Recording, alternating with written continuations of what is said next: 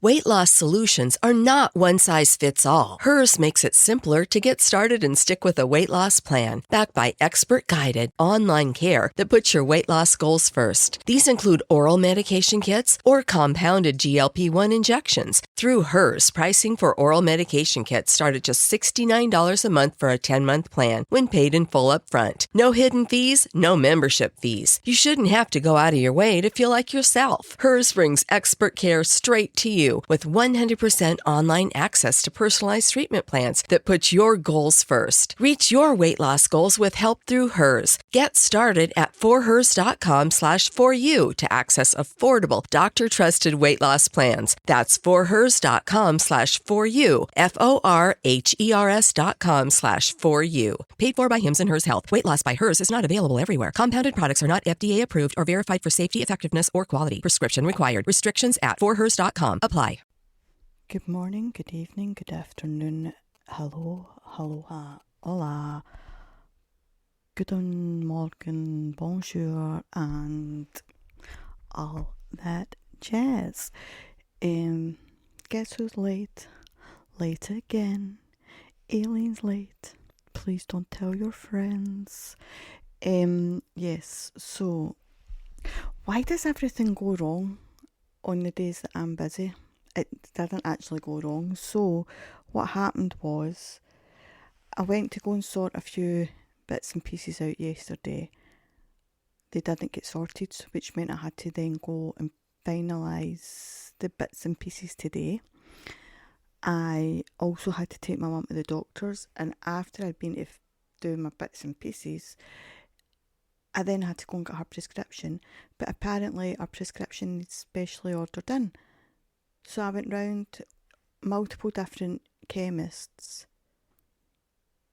thinking that maybe other chemists would hold it. Nope. So I went back to the first chemist, pharmacy, whatever you want to call it. They're ordering it in, and I phoned her and she went, "Oh, you should have just phoned me if there was a problem because it comes from abroad." Could you not talk? Like, if she would have told me that, then I would have known at the first chemist that it's okay to order it in. I thought she desperately needed this stuff today. So I was a bit peeved. I was a bit stressed. Because a Wednesday day is a very busy day for me. Hence why we're late. Because then after that, I still had to do my shopping, still had to feed my son, still had to do a few bits of work, still had to. I have had to reschedule one thing, nothing to do with work, because there was just no time today. And do you know what else held me up? Right, here we go.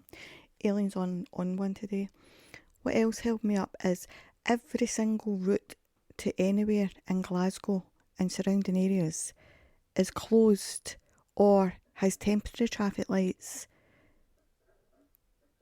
and one-way systems. And I mean, I'm not playing. I turned around to my son today and I said to him, "Do you think Glasgow maybe came into some money and they're trying to spend it before somebody takes it back off them? Because why is every single road closed?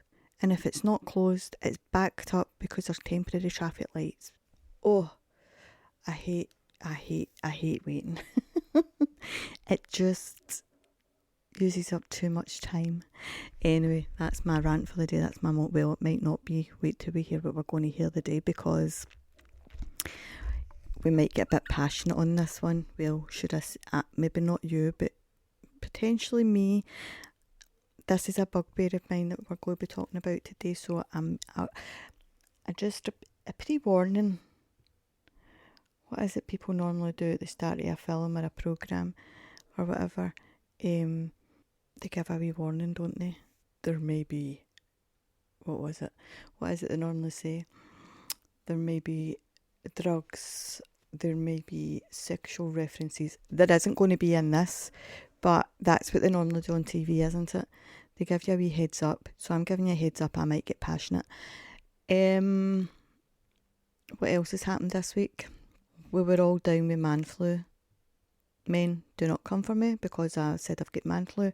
I've got it, and I've got it worse than yours. I've not got it anymore, but we all still feel a bit Oh, Aileen decided right?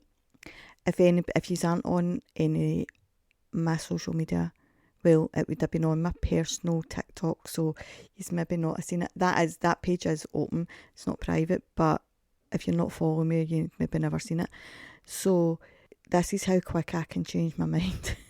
This is why I stay single, because yeah, I'm such a flip-flop sometimes, but it's not that I change my mind, it's like I then think of something else that I could do instead of what I wanted to do half an hour ago. Does that make sense? It makes sense to me. Listen, right, so I'm going to give you a wee insight into Aileen's brain, so buckle up, buttercup. Last weekend, I decided on Saturday afternoon, do you know what? I think I might give dating a bash. Let's get back on the dating scene. Saturday night, I thought maybe we'll give dating websites a second chance. They can't all be cycles. Saturday, later on in the night, I set up a dating profile. Sunday, during the day, was telling my pals and was starting to have second thoughts. Not because yet my friend said, just because that's the way my brain goes. Sunday night, couldn't sleep. Went down a rabbit hole of farm videos. Decided I wanted to be a farmer's wife. Hit me up if you're a farmer out there and you're single. Monday morning, deleted my online dating profile because I'm going to be a farmer's wife. How's that? I think that kind of covers it. I'm sure there's probably bits that I've missed, but nothing interesting, as I told you. So, the farmer wants a wife. The farmer wants a wife. Oh, my daddy, oh, the farmer wants a wife. The wife is here telling you. The wife is here telling you. Yes. So, then today I was out with my son driving, and a tractor was driving towards us, or was it in front of us? I can't remember. And I said, oh my God, that might be my future husband driving that. Just like, Mum, shut up. My sons have no faith in me. We live next to multiple farms. I've never seen a farmer yet. So my wee cousin, she works in A&E. She said load of farmers going to her A&E. So I says, well, do you want to start dishing out my phone number?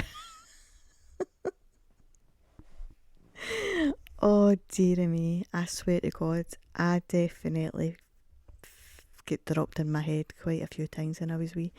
Right, so this week what we're going to talk about, well, basically bedside manners. Now I know I've just been talking about dating and dating profiles and all that. It's not that kind of bedside manners. Get your minds out the gutter. That's a different kind of podcast you need to be listening to for that. Not this one. So, when I talk about bedside manner, I'm talking about health professionals. Yes, we all know Aileen has a gripe with some health professionals that she's come across. But in actual fact, it's not just ones that I've came across. So, told you earlier on that I was taking my mum to the doctors. And it wasn't the doctor she's seen, because the doctor she's seen is the one that I always see, and she couldn't be any nicer, honestly. She's my favourite person in the world, I think, after my sons. So there was a doctor who I've never seen him before, so he was either just covering, or he's new, or I don't think he's new. It looks like he's maybe been retired and then he's came back out of retirement. He was quite old. Says me, who my sons keep telling me I mention, and I'm a dinosaur. But yeah, so he was very rude. Like, our doctor surgery, it's nothing special to look at as such, but all the doctors, they have a standard. They have quite a high standard of how they greet their patients and how they talk to their patients and things like that. And I just don't think this doctor is going, like, he just did not hit the mark. When he was greeting the patients, like calling the patients or whatever, he was very abrupt and, no, I'm sorry. And I turned right to my mum. Obviously, I think I've told you before, my mum used to be a nurse. She was a nurse for like nearly 50 years. And I turned around to her and I says, I'll tell you one thing. I says, if he was my doctor, if he shouted my name, I said he'd be getting told, do you want to try that again? I maybe never quite said it like that. That's maybe the nice version. I maybe don't want to tell you exactly what I said. And my mum agreed. I mean, she doesn't agree with me very often, but she agreed there. And she was very much the type of nurse that put a doctor in his place. And my wee cousin is now like that as well. So, yes. I do think that doctors need to remember that the patient is coming to see you for a reason. They're not coming to see you because they're healthy and happy and skipping down the street and they're seeing flowers and rainbows everywhere. Your patient is coming to see you because they're either unwell, in pain, struggling with their mental health, grieving, like whatever it may be, they're not feeling at their best. Can you try and be a wee bit nicer? And I don't get why somebody would go into a care type profession when you don't have the facility to care. I get that doctors are very busy and I get doctors are a lot of strain on them and I get all that, but that's not the patient's fault. That I put one phone on silent, forgot to put the work phone on silent. Did you just hear that? Hope not. But that doesn't mean that your patient takes the brunt. It's that age-old saying, leave your problems at the door when you go to work or when you go anywhere. If you're at a point where you can't show any care or compassion or empathy, or even just give your patients a smile or a nicer tone of voice, maybe reevaluate your career. Listen, I've came across quite a few shitty doctors over the years and nurses. No, let's not forget the nurses. I do think bedside manner should be, and I don't know what yous are taught because I've actually never asked my mum this one, but I do think bedside manner should be something that you're taught when you're doing your training. I know that there's some doctors and nurses who maybe look down on patients. You're going to get that anywhere in life. But when they're trusting you with their life, then at least be nice and civil, empathetic, smile. And I get you can't smile all the time. It'd be unheard of if you thought of somebody that smiles 24/7 for the day they're born to the day they die. But your patients are already feeling bad enough as it is. Like, I've probably told you this story and you're probably like, oh, here she goes, she's still on about this crackpot. I went to rheumatology a couple of years ago. I was in and out my appointment in 5 minutes, 7 minutes, something like that. I timed it because I looked at the clock when I came back out. Now that was me getting my consultation. Apparently in her notes it says I had an extensive examination. Didn't have an examination. And I also had a whole load of bloods done. Now you please tell me, and by the way, I had to go that was including walking from the waiting room to the doctor's room, doing everything she was meant to have done, walking from her room to the nurse's station room, or where they done the bloods, and then walking back out. 5 to 7 minutes. So can you tell me where the extensive examination came in? So why do they feel the need to lie if they've got nothing to hide? Why lie in the notes? That doctor clearly knows that she done something wrong.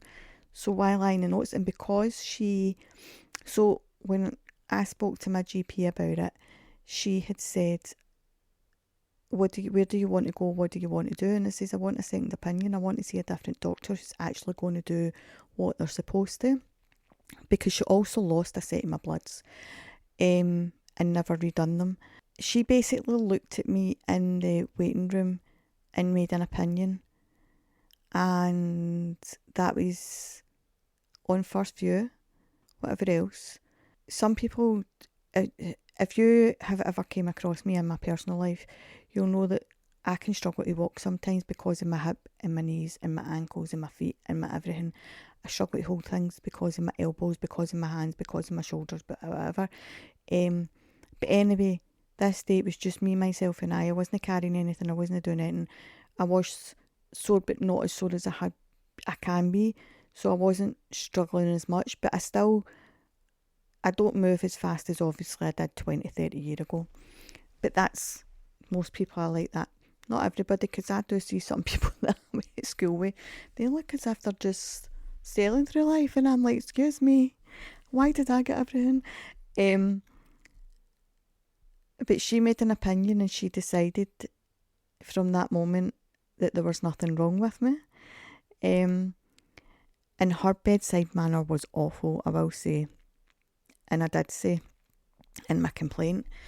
There was a time I took my youngest to A&E.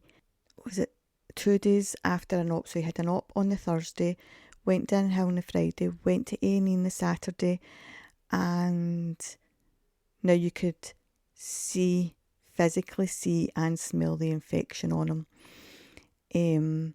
And the doctor, because it was St. Patrick's weekend and it was a Saturday night, this is how I remember exactly when it was, she kind of looked and she went, I'm not going to give him anything.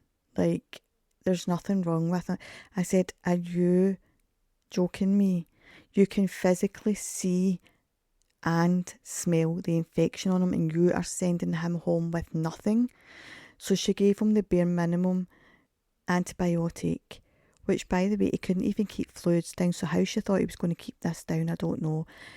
Then he progressively got worse. On the Tuesday, he was rushed into hospital. I was told that we had an hour to save him, and it was touch and go. My son's body was riddled with sepsis, which would have been prevented had that doctor done her job properly on a Saturday night. So again, it's all about, some it's laziness, and 100% I'd stick to my guns that night, that Saturday night, was laziness, because also she was Irish. She did not want to be working on a Saturday night on St. Patrick's night.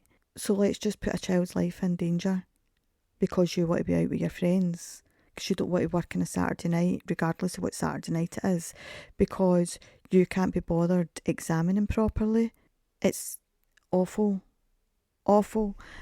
And some people will say, oh, but you're it's because your medical treatment's free. That shouldn't make a difference. The doctors and nurses aren't doing it for free. They're getting a wage. So that's no excuse.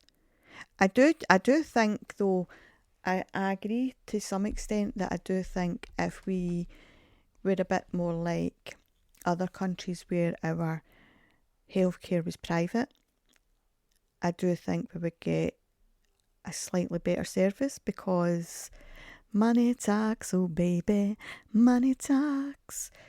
But it's awful to say that, because although we don't pay at the hospital or at the GP or whatever else, we do pay through our wages. So our taxes that came off our wages, that goes towards the healthcare, amongst other things. But one of the things that it goes towards is to pay for healthcare for everybody. I do think if more people complained or spoke up, maybe it would get better. But I'd love to know that if anybody else has experienced poor care, poor service, poor whatever. I mean, I know I've been talking about doctors and nurses, but it's not just them, it's anybody that's in a role that you are caring for somebody. So social services, for example, this wasn't child social services, this was elderly social services. A few years ago, my gran, slowly but surely going downhill, couldn't look after herself. She lived on her own. There was no way she could live on her own. I did initially manage to get help to come in a couple of times a day. But even the carers were saying, we're coming in and she's doing things in the house that's putting her life at risk and whatever else. And I'd go back to social services and they're like, oh, we'll look at what we can do and whatever else. And then this one Friday, I phoned the social worker and I'd said to her, I really think my gran needs 24-hour care. She cannot be, this is what's happening. I was giving her some scenarios that had been happening over the past few weeks that the carers had been telling me, situations that could have ended badly, not just for her but other people that lived in her building. And she said, well, can you not go? I said, but I've explained to you, I have a child who has additional needs. He needs me 24/7. I can pop in and out, but I can't be there 24/7. Like, I don't know what you want me to do. I can't be there. I'm one person. She's like, well, if you could pop in and out. I said, you need to sort this today. She needs to be somewhere else today. And she was like, well, there's nothing I can do. It's Friday, blah, blah, blah. That was basically what she said. And I was like, well, do you know what? Anything happens to my gran, it's on your head, blah, blah, blah.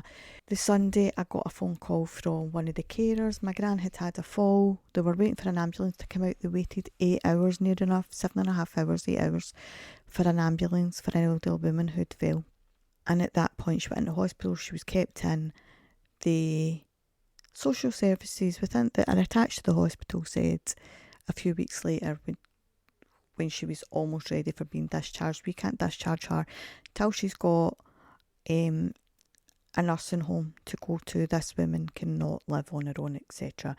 And obviously I told her that I've been asking for this for months, and I had especially asked for it the Friday before the fall, and was basically told, no, it's Friday. I don't want the work. I don't want the workload. I don't want to be held back. So she did. She ended up having to stay in the hospital for quite a few months until they got her a placement in a care home, a nursing home, sorry. And it was a lot.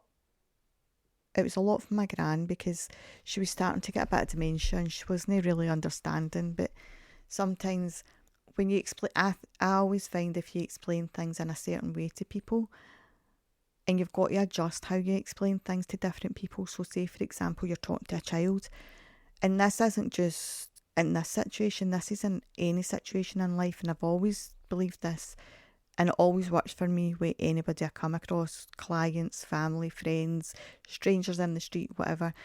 You get a vibe as to what sort of tone you can use, the wording you can use and whatever else. And like my gran, because she was starting to get a bit of dementia, you maybe talk to her a bit slow, you explain things in more detail. So what I mean by that is, instead of just saying, we're going to look at getting you into a nursing home because there'll be people there looking for you, you then explain everything to do with the nursing home. So things like, oh, just think of all the different people that will be there, that you'll not be on your own, you'll have all these people to make friends with and people to sit and talk to and watch your telly with, and you won't ever be bored.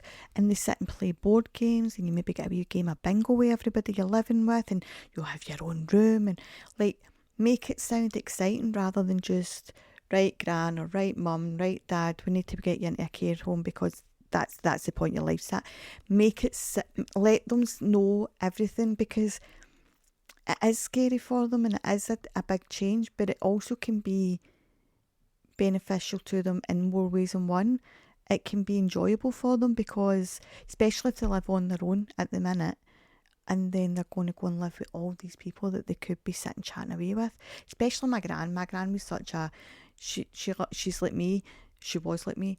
She would talk to anybody. If you'll say hello back to her, she'll say hello to you. If she thought she would get a full conversation at you, you were not going anywhere until that conversation was finished, and neither was she.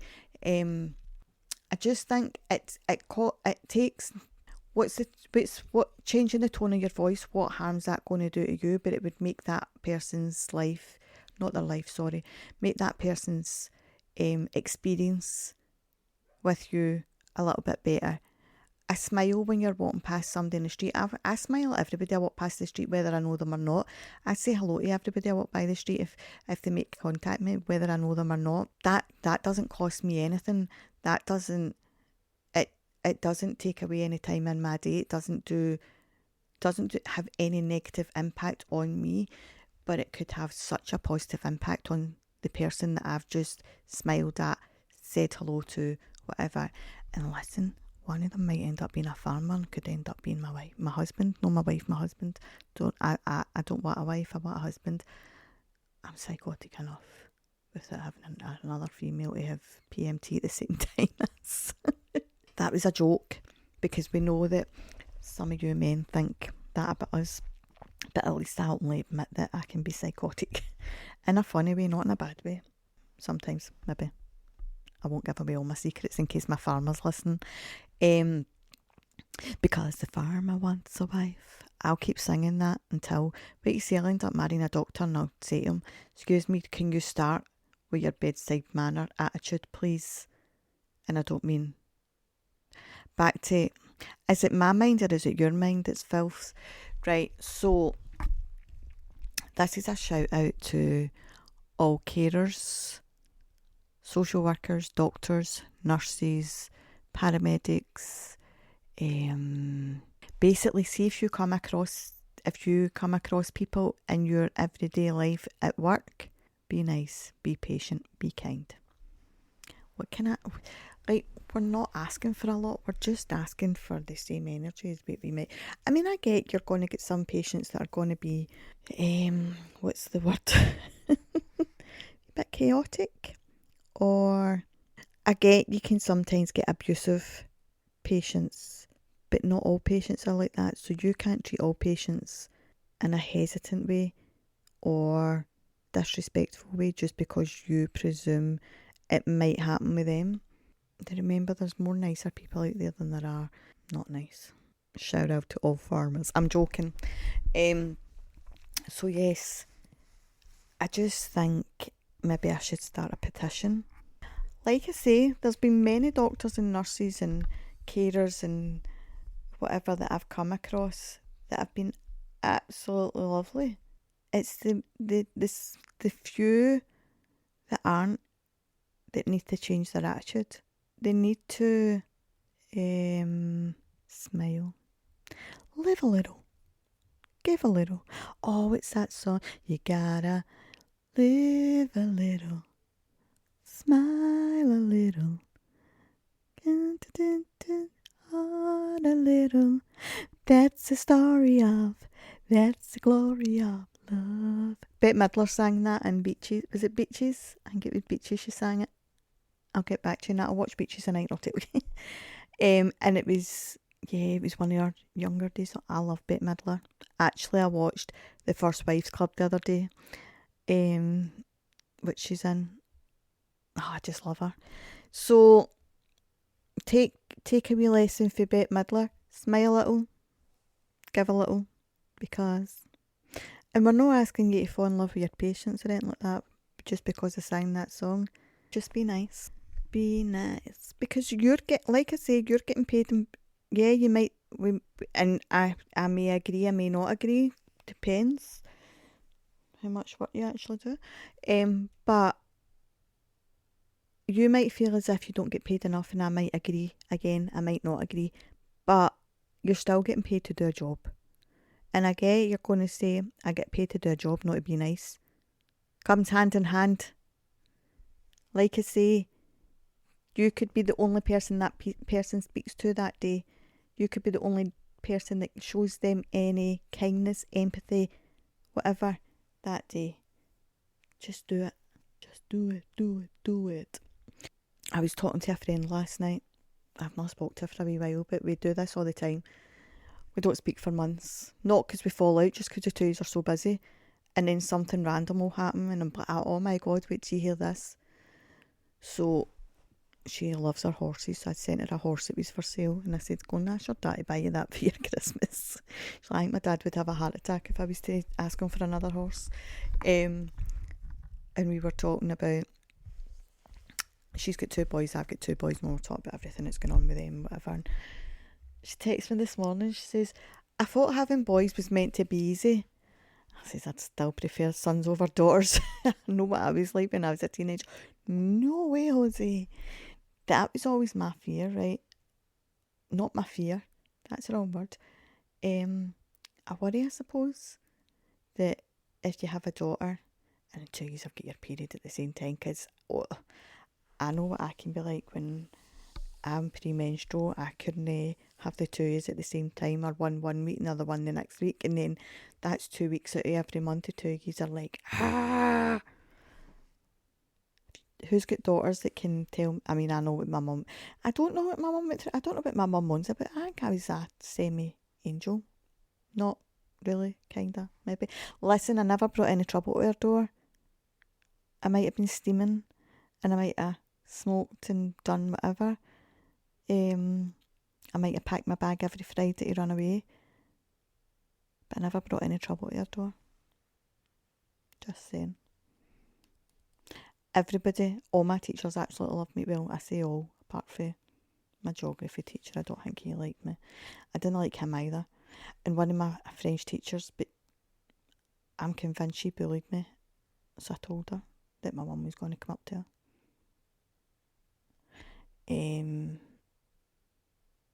But all my other teachers absolutely. In fact, do you know how much they love me? I've got a primary school. So my teacher from when I was 9-year-old, I still see her in the supermarket and things, and she still stands and has an absolute gab with me. And I met her, what day is this? Wednesday. Sunday, I think it was, or Monday maybe, or it might even have been Tuesday. Listen, I don't know what day it was. In the last couple of days, I met her in the supermarket, and we're standing talking away for ages. My mum's like, who's that? It's like, that's my primary teacher. How do you not remember her? She was one of my favourites. So yes, I still talk to my teachers. Some of them, not all of them, because I don't really see many, because I don't think they stay in the area. I've got a couple that stay in the area, but not many anymore, unfortunately. And I think some of them are probably passed on now as well, because as my son keeps telling me, I'm ancient, which means they're even older. It's terrible, isn't it? Imagine saying that to me. Ridiculous behaviour. I'm just a spring chicken. That's probably got dementia because she thinks she's a spring chicken, and actually every bone's creaking and whatever else. Who's ready for Halloween? I went past the Halloween shop today when I was out with my son, and I was like, oh, are we dressing up for Halloween? They just looked at me as if to say, you talking to me? So I'm taking that as a no. But Wicked? The next Wicked movie's out just before Halloween, so we're going to go and see that. I don't think we've got much else coming on. By the way, I never got my Christmas tree yet. I've just realised that. I told you a month ago I was going to buy a Christmas tree, so I might buy it next week. I really need to get it, because if I carry on much longer, it won't happen. It just won't happen. And then I'll be stuck with that tree again that just depresses me every year, because I'm like, I was going to buy a new tree and I bloody forgot again. I might have something exciting. I need to sit and look into something, and then I'm hoping I might have something exciting to tell you. I won't have anything set in stone anytime soon, I don't think, but I've got an idea that I want. I've spoken about this idea over the last few years and never done anything about it, so I am going to look into something and hope that it's as easy as what I think it is to start up. It may and it may not, I don't know. So that's something to keep your eyes and ears peeled for. I'm trying to think if I've got anything else. Still no new house. We've not mentioned that one for a wee while, I don't think, at least a week. So we've still no new house.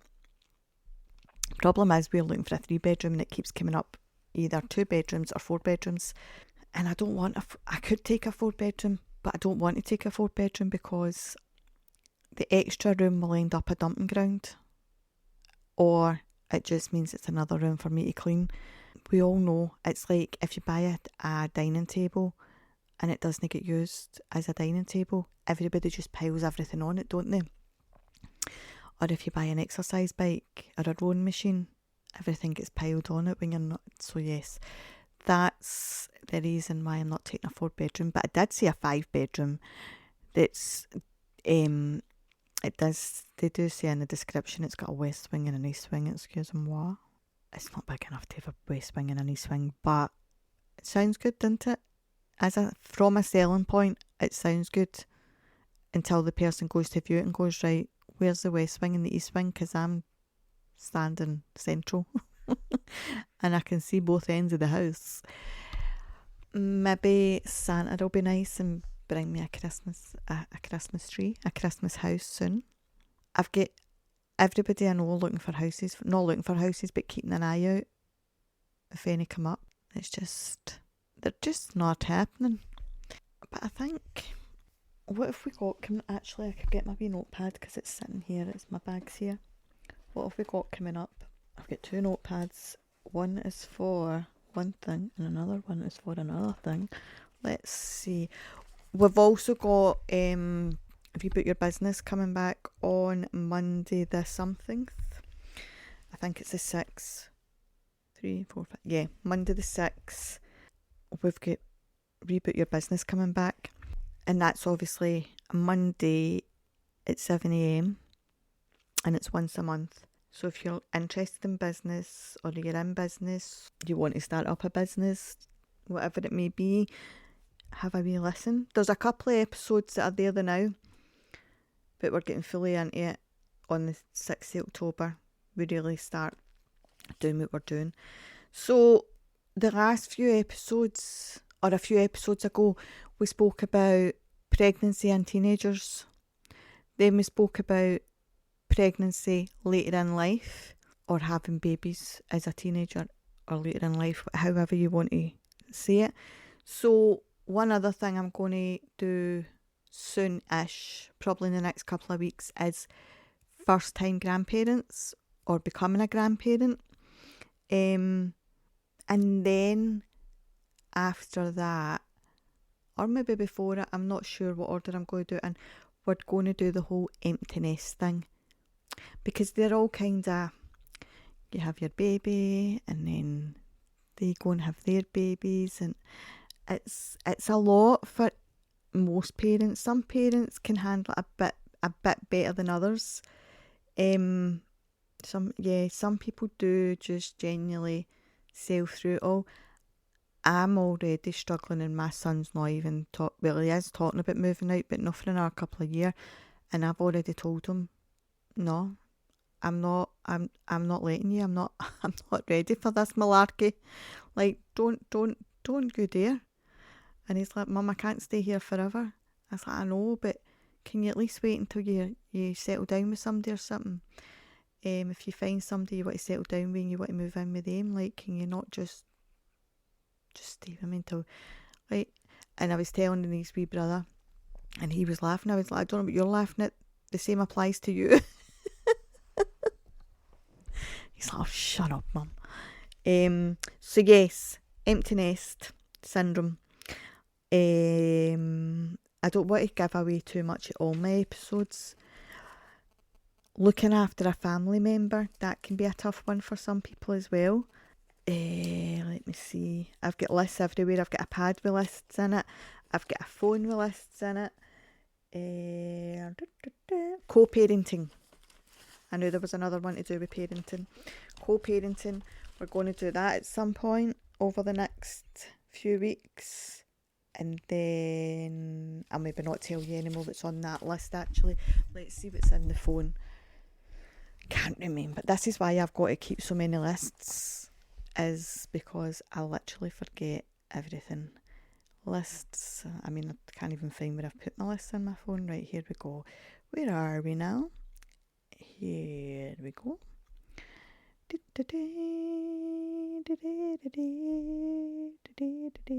Oh yeah, so we spoke about when was it? A few weeks ago. What was it? What was the episode? I can't remember the episode. I can't remember, but anyway, going to do elderly and their needs, and then a few illnesses and to do with in childhood, maybe. Listen, it's ideas at the minute. Until they're actually recorded, they're just ideas, and obviously this is primarily a mental health podcast, but through other people's situations, it can affect you. So, say for example, the elderly needing support. So they need support. Who's supporting them? Normally the family, but what tolls that taking on the family? And then some family members might be stronger than others, and some might cope and some might not. And the ones that aren't coping, they need somebody to listen to them, but then so do the ones that are coping, because are they coping or are they just holding everything in? The same goes for when your child is unwell with a life-threatening illness. I spoke earlier on about how close my son was. In actual fact, both my sons have almost... That's another story. My older one, he had tonsillitis. Yeah, it's not necessarily serious, but it can be.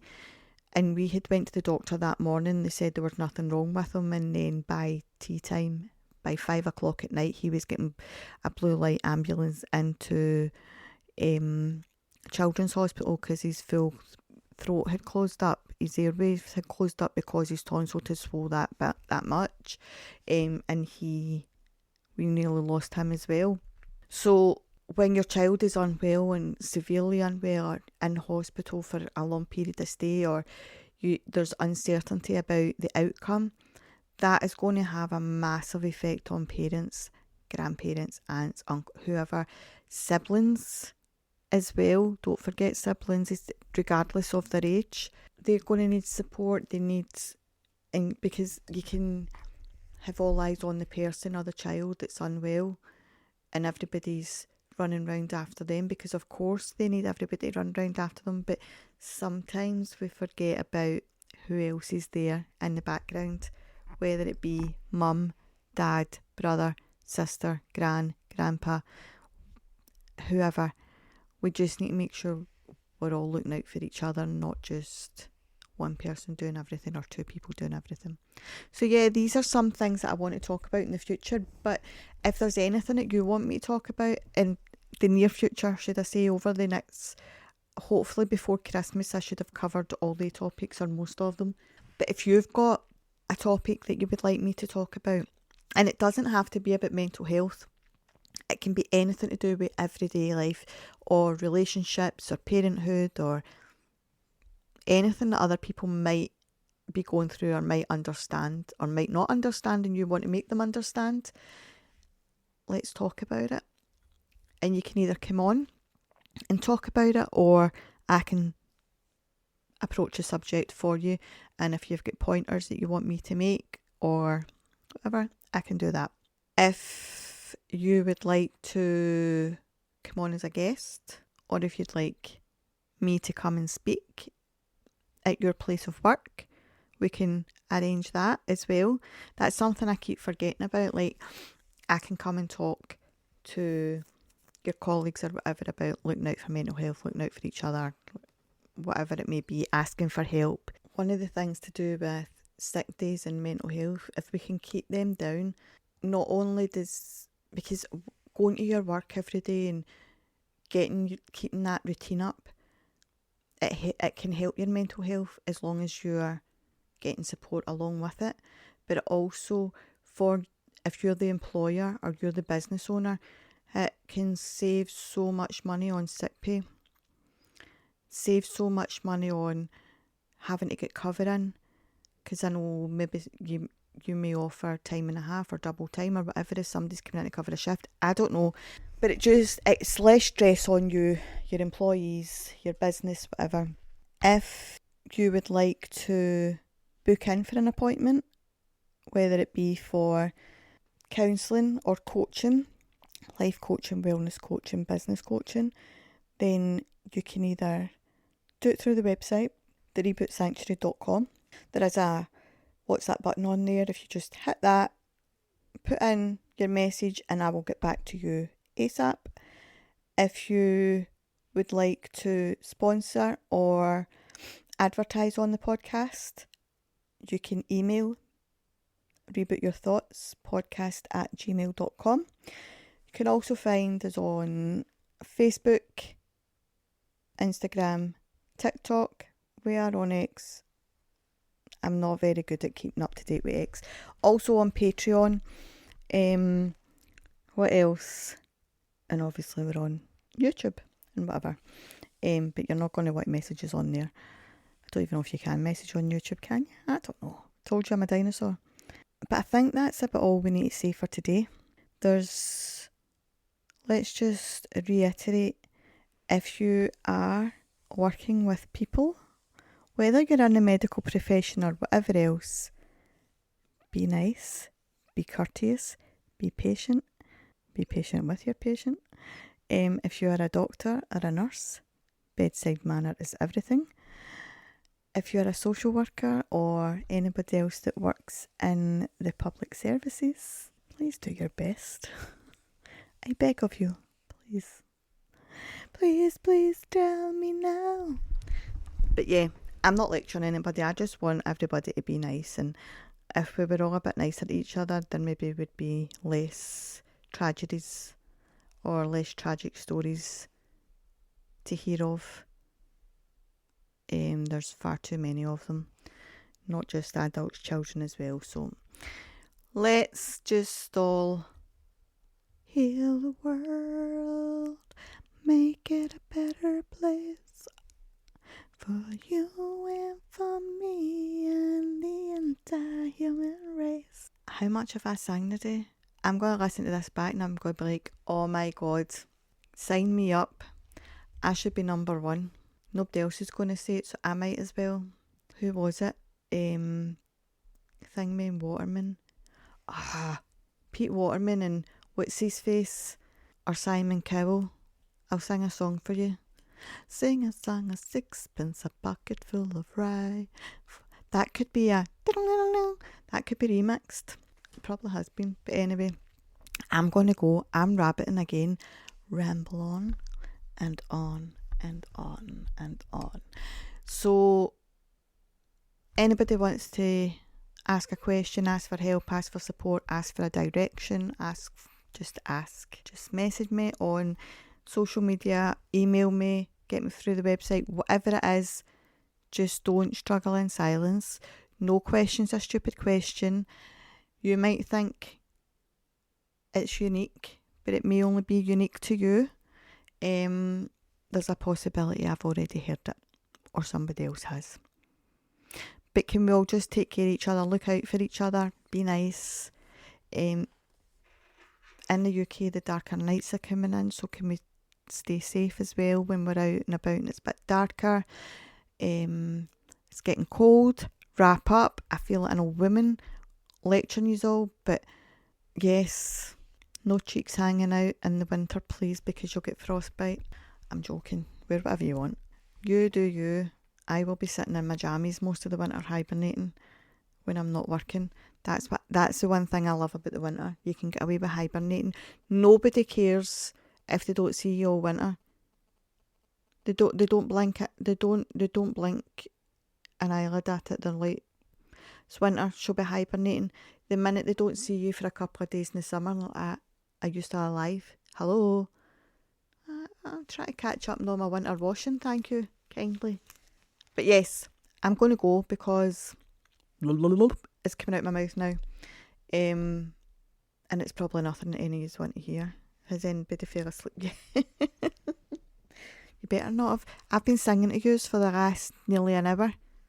So I hope nobody's fell asleep. I hope yous are all trying to figure out how to get my single to number one. I've not got a single yet, but we might have in the future. It might need a wee bit of auto-tune and somebody else to sing it for me that can actually sing. But I'm a brilliant singer. That was one of the things, right, going back to the online dating thing. And it says you had to answer 2 questions about yourself. I don't particularly like deciding what questions I'm going to answer about myself or what I'm going to say. But I thought, me and my pals like, just make it pure cheesy, like. And I was like, right, extra cheese, extra spice, extra whatever. So one of the questions was, what do you wish people knew about you? I said that I can actually sing, because I'm sick of everybody telling me I can't sing. I can sing. I'm a fantastic singer. Yous are all my witnesses. I'm a fantastic singer. So here's the evidence. Listen. Why do you build me a buttercup baby just to let me down? Right, that might not have been the best